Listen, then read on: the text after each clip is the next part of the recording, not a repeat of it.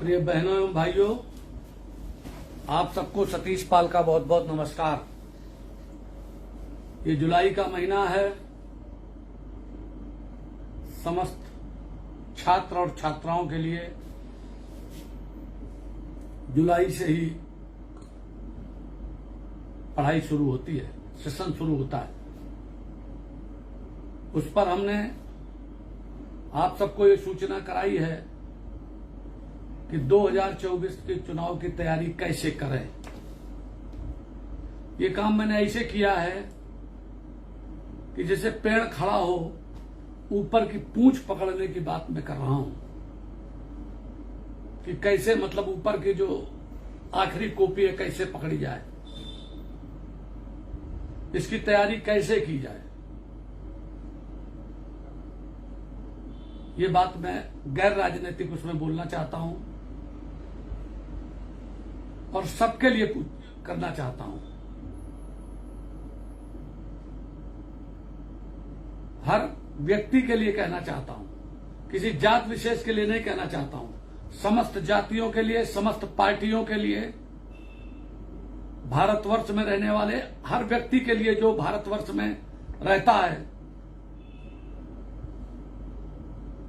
और खास करके जिस प्रदेश में है वहां के लिए कह रहा हूं, सबके लिए कह रहा हूं। क्योंकि मैं गड़रिया हूं, अक्सर बोलता रहता हूं, राजनीतिक दल में हूं, तो लोग बाग ये न समझें कि गड़रियों के लिए बोल रहे हैं या भारतीय जनता पार्टी के लिए बोल रहे हैं।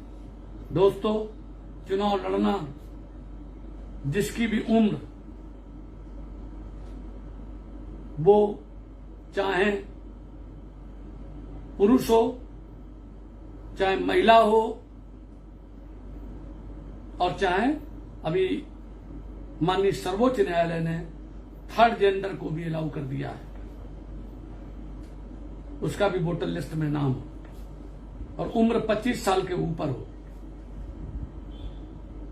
लोकसभा की और विधानसभा की उम्र 25 साल है और बहुत दिनों से है। तो वो लोग कैसे तैयारी करें अगर लोकसभा लड़ना चाहते हैं। उत्तर प्रदेश में 80 लोकसभा सीटें हैं। इन 75 जिलों में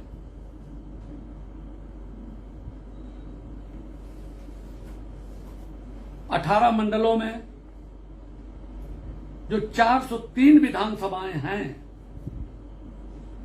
उन 403 विधानसभाओं को पहले उन्होंने हर एक लोकसभा में 5 विधानसभाएं शामिल हैं, तो 80 पंचे 400, 8 45, 400 हो गई और 3 बची, तो उन्होंने 3 को ये कानपुर के पास आकर के पूरी हो गई। तो कानपुर के जब पूरब की तरफ चले परसीमन करते हुए, पहले विधानसभाओं को बनाया, यहां तक कानपुर तक 80 विधानसभाएं जो हो गई थी सब पूरी छांट ली।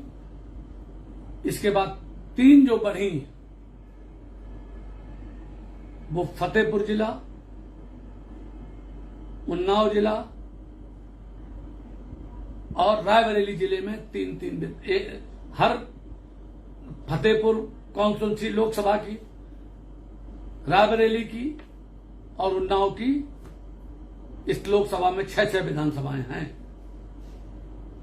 और सब में 5-5 है। तो इनकी तैयारी कैसे करें? कोई निर्दलीय लड़कर के अगर इतना ताकतवर है कि हर विधानसभा में 3 लाख से 4 लाख के बीच वोट है, तो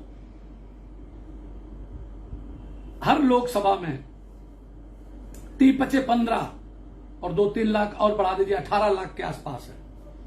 20 तक कहीं पहुंच गया हो, लेकिन 15 और 20 के बीच में वोट है। अब उसमें वोट पड़ेगा 50%, 60%। 18 लाख है तो 50% में 9 लाख, और अगर ज्यादा पड़ गया कि 60% पड़ जाए तो 10 लाख पड़ जाएगा। अब जितनी पार्टियां लड़ रही होंगी, जितने निर्दलीय लड़ रहे होंगे, किसको कितना वोट मिलता है। अब जिसको अगर किसी निर्दलीय को ज्यादा मिल जाए, ऐसा नहीं निर्दलीय नहीं जीतते हैं, तमाम जीतते हैं। धनंजय सिंह जीत गए थे और निर्दलीय में एक पश्चिम से जीत गए थे। जीतते हैं लोग। पार्टियों की जो कमजोर पार्टी होती है, जिसकी कम सीटें आती हैं, उसमें 2-2, 4-4, 5-5 जीतते हैं। इसलिए तैयारी करनी चाहिए, सबको करनी चाहिए। और कभी हारो न हिम्मत, बिसारो न राम। हमको सन 2000 में ये टिकट मिला था कन्नौज लोकसभा में। हमने एक बार और कई बार दिखाया, देखो ऐसा टिकट होता है। ये पहला पेज है, इसमें राष्ट्रीय अध्यक्ष ने प्रदेश अध्यक्ष को किया, और ये दूसरा होता है पेज। इसमें लिखा कन्नौज सतीश पाल गौरी शंकर ग्राम पोस्ट ये, और नीचे प्रदेश अध्यक्ष के दस्तखत है। 67 लोकसभा। अब इसका नंबर बदल गया है। इसके बाद ये सब हुआ था। कन्नौज में भाजपा लोकतांत्रिक के जुलूस टकराए। ये देखिए लिखा है, कन्नौज में डंपी सत्यदेव प्रतिमा और सतीश पाल ने नामांकन भरा। इसके बाद हुआ क्या, इसमें हुआ ये कि पहली बार जब अखिलेश यादव यहां लड़ने के लिए आए थे, तो उनके पिताजी ने हिसाब लगाया कि भाजपा से तो हम हार जाएंगे, क्योंकि वोट हमारा है। ये गडरिया समाज का वोट, पाल समाज का वोट हमारा है। ये अगर उधर से उधर चला जाएगा तो हम हार जाएंगे। और हमारे भाजपा के लोग उस समय के थे, उन्हीं से मिलकर के और सीटें लोकतांत्रिक कांग्रेस को दिलवाती। इसको मैं बुरा नहीं मानता, क्योंकि राजनीति में each and everything is fair parliament in politics. अब मैं भी वही चल रहा हूं, वो करना पड़ेगा। समझने वाले समझ जाओ, ना समझो सो अनारी। क्योंकि मैं भारतीय जनता पार्टी में हूं, मैं वो बहुत सी बातें नहीं कह सकता आपसे जो मुझे कहनी चाहिए, कि कौन दुश्मन है तुम्हारा, कौन दोस्त है तुम्हारा। दोस्तों, तुम्हें किसी ने नहीं मारा, तुम्हें अपनों ने मारा। तुम्हारी कश्ती वहां डूबी जहां पानी बहुत कम था। पिछला चुनाव 2019 में मैंने भारतीय जनता पार्टी ज्वाइन की। दोस्तों, बहुत सी बातें मैं बताना नहीं चाहता। टिकट बीजेपी में तय होकर के आया था। इसके बाद मेरा टिकट कटवाने का काम अपनों ने किया कि हम ही वोट दिलवा देंगे सब उत्तर प्रदेश में, किसी को लड़ाने की जरूरत नहीं है। जबकि आप बताइए, आप किसको मानते हैं?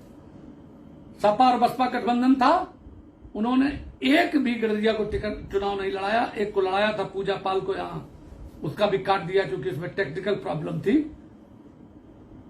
कि वोटर लिस्ट में उनके नाम में गड़बड़ी थी।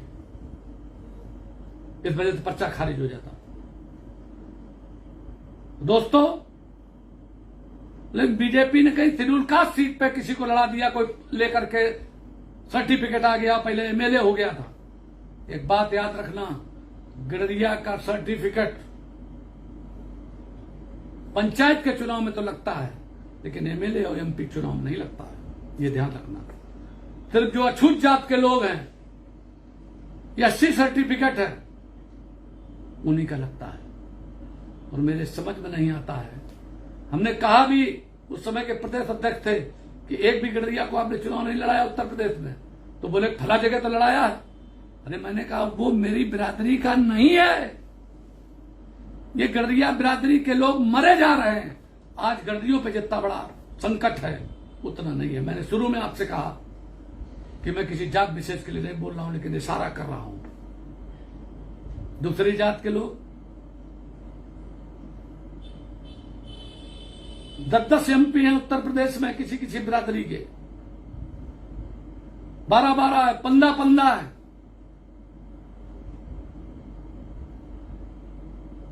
एक कानपुर शहर में, एक कन्नौज में,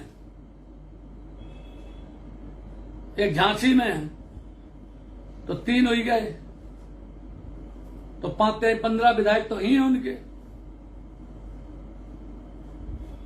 एक अकबरपुर में है, एक हमीरपुर में है, तो 2 ये हो गए। मैं क्या कहूं आपसे,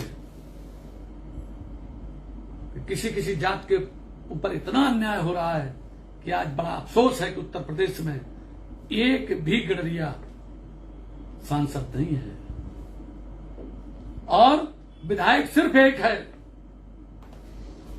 वो सिर्फ सिकंदरा से है, भाजपा से। और सपा से पूजा पाल जी हैं, उनके बारे में कुछ कह नहीं सकता, कितनी विषम परिस्थिति में आई। खैर, जबकि उत्तर प्रदेश में आबादी गडरियों की 4.43% है बैकवर्ड के अंदर, और लोधी बिरादरी की 4.90 है, तो उनका फर्रुखाबाद में, उनके बगल में राजवीर सिंह है, और उन्नाव में साक्षी जी हैं। 3 विधायक सांसद तो यही है। अच्छी बात है हो, लेकिन एक गडरिया को तो कहीं लड़ाओ, 5 को लड़ाओ, 5 से कम नहीं लड़ाना चाहिए।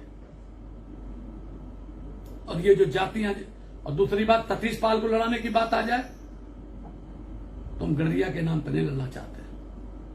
हम सतीश पाल एक कैंडिडेट के रूप में लड़ना चाहते हैं, अच्छे कार्यकर्ता के रूप में लड़ना चाहते हैं, लेकिन वहां हमारी जात बता दी जाती है कि यहां पे फला जात के लड़ाओ। ये अन्याय अत्याचार को आपके सहयोग के बगैर सतीश पाल नहीं लड़ सकते। आज हमारे बोलने का मकसद इतना है, समझ लो, तैयारी करो। जब तक आप जनता इकट्ठा नहीं होगी, फेसबुक पर आप सुन करके और फेसबुक पर लाइक कर देने से नहीं काम बनेगा। बोलो और डोलो, लंगोटी का सच्चा और बाजार का अच्छा होना चाहिए, ये कहा है लोहिया जी ने। अभी मैंने 4 जून को एक कन्नौज लोकसभा क्षेत्र के अंतर्गत अहिल्याबाई होलकर का जन्मदिन किया था, बीच बिल्कुल जगह पे तिरवा में। बहुत लोगों का सहयोग रहा। आज आप सबसे कहना चाहता हूं कि अगर ऐसे ही सोते रहोगे तो सब तुम्हारा माल उठा ले जाएंगे। और एक चीज ध्यान रखना, काशीराम जी ने कहा था कि राजनीति वो चाबी है जिससे सारे ताले खुलते हैं, सब काम होते हैं। नहीं तो ऐसे ही रहोगे, ऐसे पड़े रहोगे, ऐसे चिल्लाते रहोगे, और आपके बीच से भी अगर कोई बढ़ेगा तो सिर्फ चालाक 420 बढ़ेगा, ठग बढ़ेगा, आपको ठगने वाला होगा। ये सब चीजें तब खुलेंगी जब चिड़ियां चुग जाएंगी खेत। और एक बात पूछना चाहता हूं, काशीराम किस बिरादरी के थे? काशीराम रमदसिया चमार थे, पंजाब के थे, और यहां आए थे कहने के लिए। और बहुजन समाज पार्टी जब उन्होंने बनाई, मायावती को खोजा और तमाम गडरियों का भी उद्धार किया, लेकिन उसमें उन्होंने कहा और अति पिछड़ों का किया, कोई पूछता नहीं था। लेकिन वो कभी भी अछूत जात की सीट से नहीं लगे, सिर्फ रिजर्व सीट से नहीं लड़े, इटावा से लड़े थे और इटावा से जीते थे। उसके पहले फूलपुर से लड़े थे, हारे थे, लेकिन शेड्यूल कास्ट सीट पे इसलिए नहीं लड़ते थे कि मैं जनरल सीट से लड़कर के और अपने बिरादरी, अपने समाज का मनोबल ऊंचा करूंगा, इसलिए लड़ते थे। और आज लोग गडरिया होने के बाद शेड्यूल कास्ट की सीट पर लड़कर के हमारा जो मनोबल गिराना चाहते हैं, हमको जो मिट्टी मिलाना चाहते हैं, हमको अछूत जात बनाना चाहते हैं। दोस्तों, अगर आप समझदार होगे तो कभी भी मत बनिए, और न कभी सोचिए और तैयारी कीजिए।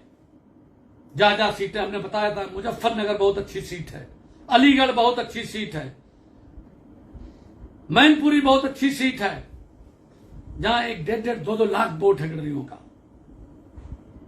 कन्नौज बहुत अच्छी सीट है। आज मेरी साक्षी जी से भेंट हो रही, हमने कहा 1.5-2 लाख है, बोले 1 लाख है, हमने हाँ है, उससे ज्यादा है। दोस्तों, आपके बारे में बहुत गलत है वो करी गई है। फतेहपुर बहुत अच्छी सीट है, उन्नाव बहुत अच्छी सीट है, गिडरिया भरा भरा पड़ा यहां, लेकिन पूरे उत्तर प्रदेश में भी 75 जिले में रहता है, 826 ब्लॉक में रहता है, सब जगह रहता है। ऐ देश के गिडरियों, मैं इतना कहता हूं, सब जाति सब धर्मों के लोगों को आगे बढ़ाइए और देश को आगे बढ़ाने में अपना योगदान करिए, क्योंकि तुम चरवाहा समाज के लोग हो, तुमने देश को आगे बढ़ाया है। यही बात कह करके मैं आप सबसे निवेदन करता हुआ कि 2024 की तैयारी करने के लिए पूरी तरीके से जुटो और सतीश पाल का भी साथ दो, जिससे हम आप सबको कुछ खुशखबरी दे पाए, कुछ कर पाए। बहुत बहुत धन्यवाद। जय हिंद, जय भारत।